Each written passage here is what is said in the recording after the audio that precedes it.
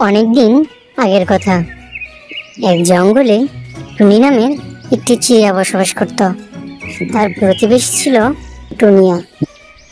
তার পাশের গ্রামেই ছিল কালু নামের একটি কাক। কালু দেখতে কালো হলেও তার মন মানসিকতা ছিল অনেক ভালো। জঙ্গলে টুনির একটি আপেলের বাগান ছিল।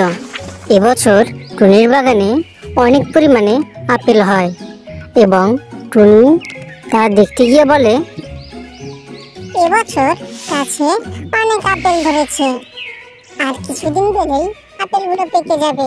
এগুলো বাজারে বিক্রি করে এবার অনেক টাকা ইনকাম হবে। এ কথা বলেই টুনি বাড়িতে চলে যায়। এর কিছুদিন পর টুনির প্রতিবেশী টুনিয়া টুনির আপেলের বাগানের উপর দিয়ে যাচ্ছিল। যাওয়ার সময় সে বাগানে অনেক সুন্দর সুন্দর আপেল দেখতে পায় এবং সে বলে, টুনির বাগানে তো অনেক আপেল ধরেছে, আমার অনেক খিদেও লেগেছে, যাই গাছ থেকে কিছু আপেল পেড়ে খেয়ে নেই। এ কথা বলেই টুনিয়া গাছ থেকে আপেল ছিঁড়ে খেতে থাকে। এই দৃশ্যটি দূর থেকে কালু দেখছিল।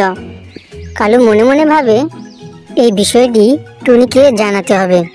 এ কথা বলেই কালু সেখান থেকে টুনির বাসাতে যেতে শুরু করে।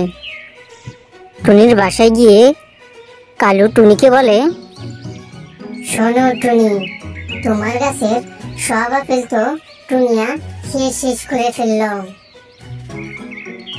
টুনি কালুর মুখ থেকে এ কথা শুনে পরীর দেওয়া সেই জাদুর লাঠিটি নিয়ে তার বাগানে চলে আসে। বাগানে এসে দেখতে পায় টুনিয়া টুনির সব আপেল খেয়ে নিচ্ছে। এই দৃশ্য দেখে টুনি তার হাতে থাকা জাদুর লাঠিটি নিয়ে টুনিয়াকে তাড়া করতে শুরু করে।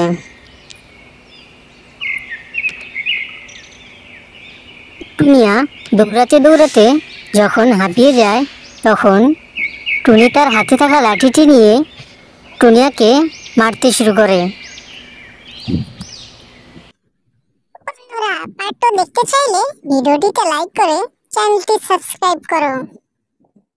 অনেকদিন আগের কথা, এক জঙ্গলে টুনি নামের একটি ছোট্ট চিড়িয়া বসবাস করত। হঠাৎ একদিন জঙ্গলে একটি শাকচুন্নি প্রবেশ করে এবং টুনিকে ডাইনিতে পরিণত করে দেয়। বন্ধুরা,